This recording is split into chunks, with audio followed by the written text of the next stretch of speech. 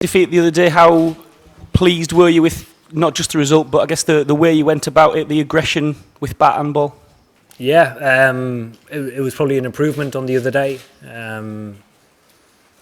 Right throughout the whole game, right from the start, the solid platform that we started with.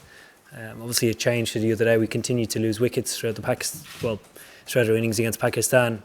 Today, that opening stand really did lay a solid platform. And I don't think it was that easy up front. I don't think the ball came onto the bat a lot. The first 4 or 5 overs proved that. We didn't really go anywhere. We were trying to score runs, but we didn't go anywhere. But I thought Jason and Johnny were outstanding. They, assessed conditions well, waited for the bad ball, waited for themselves to impose themselves on the innings. And 128, it's a considerable stand at the top of the order. And how is it as a captain to know you've got someone like Jason who, more often than not, when he gets runs, he goes big with it? Yeah, it's to be honest, it's a luxury because probably particularly you guys more than anybody, and people in the general, support of cricket or fans talk about scoring hundreds. He's an exception to the rule that just goes on and gets big scores, and it can range from 140 to 180, and the rate he gets it at just is so difficult to defend. He scores all the way around the ground. He takes really good bowlers down as well. He hits good balls for boundaries. So that's it. He's great to have on the side, particularly when he's in this form. Thanks. Can you just talk about Jason and the way he's sort of matured over the last sort of 2 years as a player he is now, and how, what his strengths are? Yeah, I think probably one of his biggest strengths at the moment is his temperament. It might surprise a lot of people with me saying that, but if you look at the guy as he's matured from a county cricketer into the full-blown international cricketer he is now, the temperament that he shows at different stages of his innings and how he goes about picking off his boundaries and the areas in which he scores, I think from his start of his international cricket to right now, I think there's a considerable difference.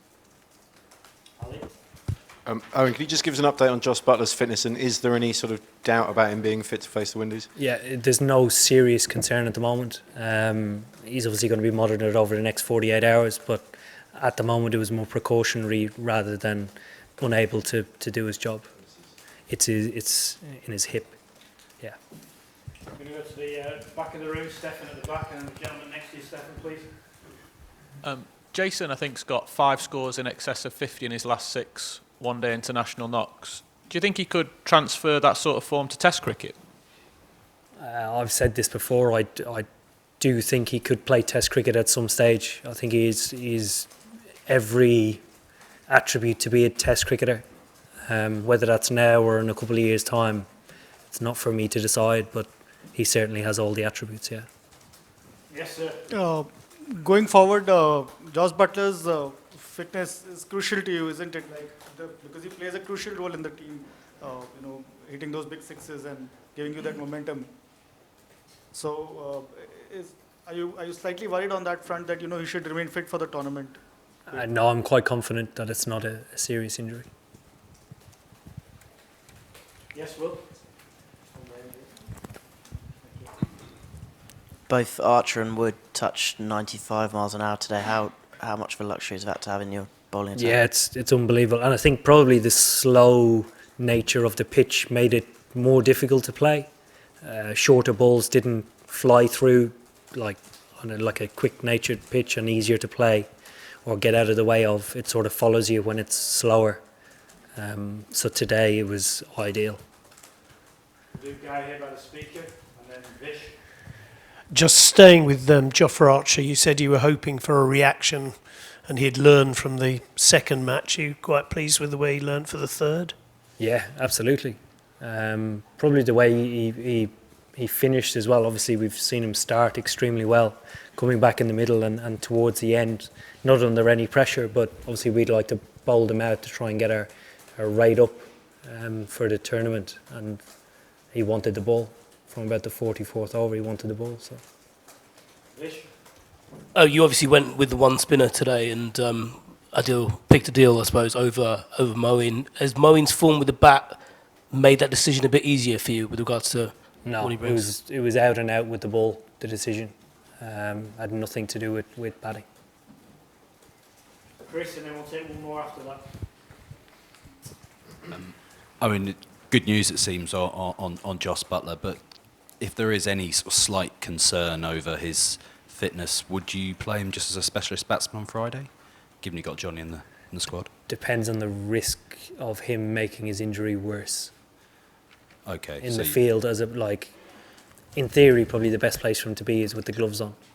The worry would be if a high catch went up and him with the gloves would take the responsibility in trying to catch it or get to the catch and make his hip worse.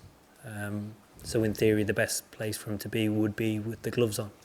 Given it's such a long tournament, I guess, a bit like today, better be safe than sorry. Yeah, and there's 5 days, I think, between now and the next game. So we'll use every day as much as we can to try and get him back on the park. If that's not the case and he is a risk going into the next game, it might not be worth it. And last one at the back. Captain, how do you assess Bangladesh bowling today? It didn't look they made any kind of threat to your team, or what was your plan against Bangladesh spinners? To score runs off them and not lose wickets. I don't understand the question. Our plans against Bangladesh bowlers? Yeah, or how do you assess Bangladesh bowling? I don't. It's not my job.